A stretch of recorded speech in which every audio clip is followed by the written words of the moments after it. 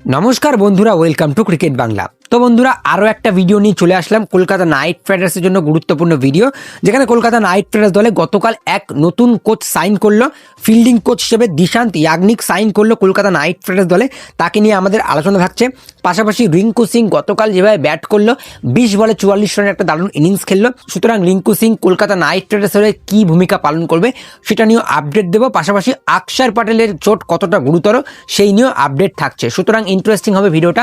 যদি দেখে থাকো অবশ্যই সম্পূর্ণটা দেখবে। আর আমাদের চ্যানেলে প্রথমবার এলে চ্যানেলটিকে সাবস্ক্রাইব করে দিয়ে তার পাশের বেল আইকনটিকে অন করে দেবে। তো চলো এবারে ভিডিওটা শুরু করব। রিঙ্কু সিং গতকাল যেভাবে ব্যাট করেছে, গতকালকে দারুণ ব্যাট করেছে। ড্যারিয়েল মিচেলকে একবারে 21 মারলো, দারুণ দুটো 6 মেরেছে। প্রথমে একটা সাইড স্ক্রিনের দিকে 6 মারলো, দ্বিতীয় একটা 10-এ 6 মেরেছে। সেক্ষেত্রে রিঙ্কু সিং এই যে ফর্মে ফিরল, রিঙ্কু সিংকে যখন জিজ্ঞেস করা হয় যে প্রেশার ছিল তোমার মধ্যে, রিঙ্কু সিং বললো প্রেশার তো অবশ্যই থাকবে, তুমি এত বড় একটা দলকে রিপ্রেজেন্ট করছো, এত দিন পর ক্রিকেটে ফিরছো, অনেক প্র্যাকটিসের ফল পেয়েছে রিঙ্কু সিং। সেক্ষেত্রে রিঙ্কু আরও একটা কথা বলল। রিঙ্কু সিং এটা বলল তার ফিল্ডিং নিয়ে সে খুশি নয়, ফিল্ডিংয়ে আর একটু বেটার করতে পারতো। যদি একটা ভালো ক্যাচ ধরেছে, কিন্তু তিনি যেই স্ট্যান্ডার্ডের ফিল্ডার, সেখানে একটা ইজি ক্যাচ ছেড়ে দিয়েছে। তোমরাই ভাবো, ওয়ার্ল্ড কাপের সময় একটা নকআউট ম্যাচে যদি রিঙ্কু সিং ক্যাচ ছেড়ে দেয়, তখন কিন্তু রিঙ্কু সিং অনেকটা হেড পেতে পারে। সেক্ষেত্রে রিঙ্কু আরেকটু কাজ করবে ফিল্ডিংয়ের উপর, এবং ব্যাটিংয়ে তো কাজ করছেই। রিঙ্কু সিংয়ের ভূমিকা থাকছে ভারতীয় দলের হয়ে এইবারের ওয়ার্ল্ড কাপে, বিশ্বকাপে তার ভূমিকা থাকছে। ভারতীয় দলের এক্স ফ্যাক্টর হতে পারে, যেটা আজকাল হার্দিক পান্ডিয়া করতো অ্যাজ এ ফিনিশার হয়ে। সেখানে একটু লোয়ার অর্ডার ব্যাটসম্যান হিসেবে রিঙ্কু সিং ফিনিশিং লাইন আপটা পালন করবে। সেখানে কলকাতা নাইট রাইডার্সে তার ভূমিকা থাকছে। কলকাতা নাইট রাইডার্সে 5 নম্বর 6 নম্বর জায়গাটা খেলতে পারে রিঙ্কু সিং। এবারে আমি বলবো রিঙ্কু সিংকে একটু প্রমোট করতে, চাইলে 4 নম্বরেও খেলে দিতে পারে। সেখানে কলকাতা নাইট রাইডার্স ম্যানেজমেন্ট অবশ্যই চাইবে রিঙ্কু সিংকে একটু প্রমোট করে উপর দিকে ব্যাট করিয়ে তার ব্যাটিং দক্ষতাটা আরও বাড়িয়ে তুলবে। সেক্ষেত্রে রিঙ্কু সিং কিন্তু একটা গুরুত্বপূর্ণ রোল পালন করতে চলেছে ভারতীয় দলের হয়ে, পাশাপাশি কেকেআরের হয়ে। বাকি নিউজিল্যান্ডের ড্যারিয়েল মিচেল হাইপ নিয়ে আসছে। মুস্তাফিজুর রহমানের বদলে ড্যারিয়েল মিচেলকে কি সাইন করবে কলকাতা নাইট রাইডার্স? যদি করে, তাহলে ড্যারিয়েল মিচেলকে 4 নম্বরে খেলানো উচিত। সেখানে এরকম একটা লাইন আপ যদি তৈরি করতে পারে কলকাতা নাইট রাইডার্স, যেখানে ফিন অ্যালেন রাহানে ওপেনিং করবে, 3 নম্বরে ক্যামেরন গ্রিন, 4 নম্বরে ড্যারিয়েল মিচেল, 5 নম্বরে রিঙ্কু সিং, 6 নম্বরে রমনদীপ সিং, 7 নম্বরে তেজস্বী সিং, 8 নম্বরে অনুকূল রয়, 9 নম্বরে সুনীল নারিন, 10 নম্বরে হর্ষিত রানা, 11 নম্বরে বৈভব আরোরা। 10 নম্বর অবধি পাকাপোক্ত ব্যাটিং পাচ্ছে। সেখানে যদি ইম্প্যাক্ট প্লেয়ারে আকাশদীপ, উমরান মালিকের মতো ফাস্ট বোলারও খেলাতে পারে, সেটা কিন্তু কলকাতার জন্য ভালো হবে। বাকি আরও এক ব্যাটসম্যান কিন্তু কলকাতার জন্য হাইপ করে তুলছে, সে হচ্ছে স্টিভেন স্মিথ। বর্তমানে সিডনি সিক্সার্সের দারুণ ফর্মে রয়েছে স্টিভেন স্মিথ, ভালো হিট করেছে। দেখো, এখন যে ভালো ফর্মে রয়েছে তাকেই কলকাতা নাইট রাইডার্স সাইন করবে। সেখানে যদি স্টিভেন স্মিথকে নেয়, এরকম একটা লাইন আপ তৈরি করতে পারে, যেখানে Finn Allen, Steven Smith opening করবে। যেহেতু সিডনি সিক্সার্সের স্টিভেন স্মিথ ওপেনিং করছে, সেখানে এরকম একটা লাইন আপ নিয়ে নামলে কলকাতা নাইট রাইডার্সের জন্য ভালো হতে পারে। যেখানে Finn Allen, Steven Smith opening, 3 নম্বরে রাহানে, 4 নম্বরে ক্যামেরন গ্রিন, 5 নম্বরে রিঙ্কু সিং, 6 নম্বরে রমনদীপ সিং, 7 নম্বরে তেজস্বী সিং দাইয়া, 8 নম্বরে অনুকূল রয়, 9 নম্বরে সুনীল নারিন, 10 নম্বরে হর্ষিত রানা, 11 নম্বরে বৈভব আরোরা। সেক্ষেত্রে 10 নম্বর অবধি তো পাকাপোক্ত ব্যাটিং পেয়ে যাচ্ছে। এখানে ড্যারিয়েল মিচেল স্মিথকে যদি নেয়, কলকাতা নাইট রাইডার্সের জন্য খুব একটা খারাপ হবে না, ব্যাটিংটা একটু স্ট্রং হবে। মাথা চাপাতি রানা যদি ক্লিক না করতে পারে, তখন তুমি এরকম কিছু ব্যাটসম্যানকে খেলাতে পারো প্লেইং 11-এ। বাকি রোবম্যান পাওয়েল বসে আছে প্লেইং 11-এর জন্য। সেখানে যদি অবভিয়াসলি মাতিসা পাত্রানা ক্লিক না করতে পারে, তাহলে হয়তো ফিনিশার হিসেবে রোবম্যান পাওয়েলকে খেলাবে।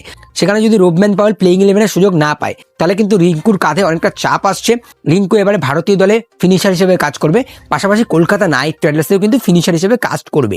সুতরাং রিঙ্কুর উপর প্রেশার রয়েছে। রিঙ্কু সিং ছেলেটা খুব হার্ড ওয়ার্ক করছে, সেক্ষেত্রে সহমত জানায় রিঙ্কু সিংকে, দারুণ ব্যাট করেছে। আমি বলবো গৌতম গম্ভীর চাইলে কিন্তু রিঙ্কু সিংকে আরেকটু আগে সুযোগ দিতে পারতো।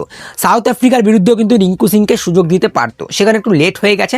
বাকি কলকাতা নাইট রাইডার্স যদি ড্যারিয়েল মিচেল, স্টিভেন স্মিথকে নেয়, এরকম কিছু লাইন আপ নিয়ে নামতে পারে। এইবারে আকসার প্যাটেলকে নিয়ে আলোচনা থাকছে। আকসার প্যাটেল বর্তমানে রবীন্দ্র জাডেজার রিপ্লেসমেন্ট।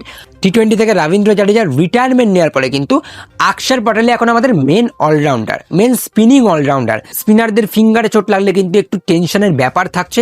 বাকি একটু চিন্তিত মনে হচ্ছে ভারতীয় ড্রেসিং রুম।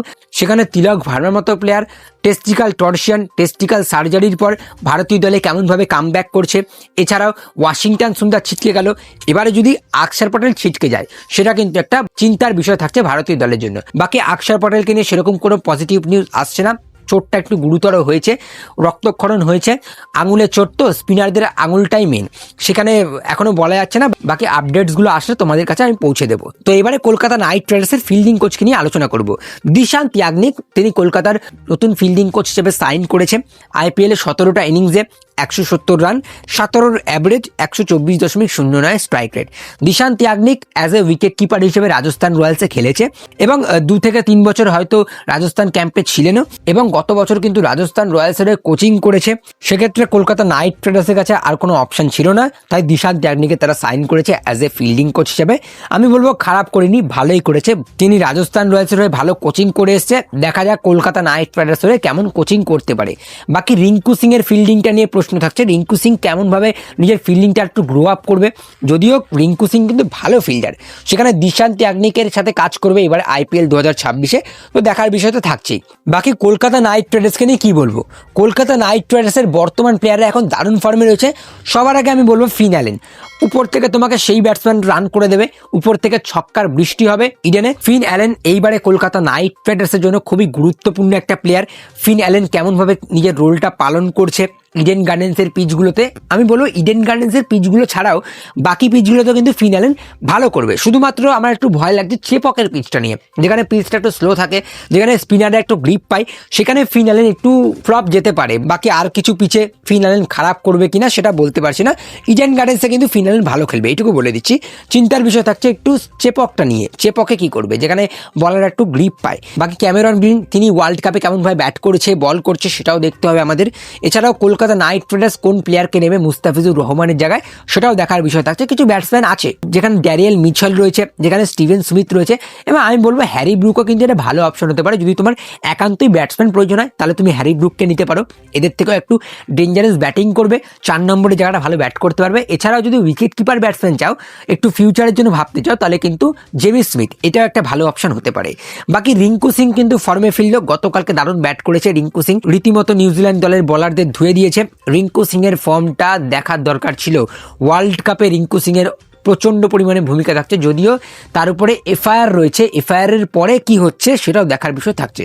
বাকি এতগুলো আপডেটস ছিল, যদি ভালো লাগে অবশ্যই বেশি বেশি করে লাইক, বেশি বেশি করে শেয়ার করে দিও। আমাদের চ্যানেলে প্রথমবার চ্যানেলটিকে সাবস্ক্রাইব করে দিয়ে তার পাশের বেল আইকনটিকে অন করে দিও। তো চলো আজকের ভিডিওতে এইটুকুই, টাটা।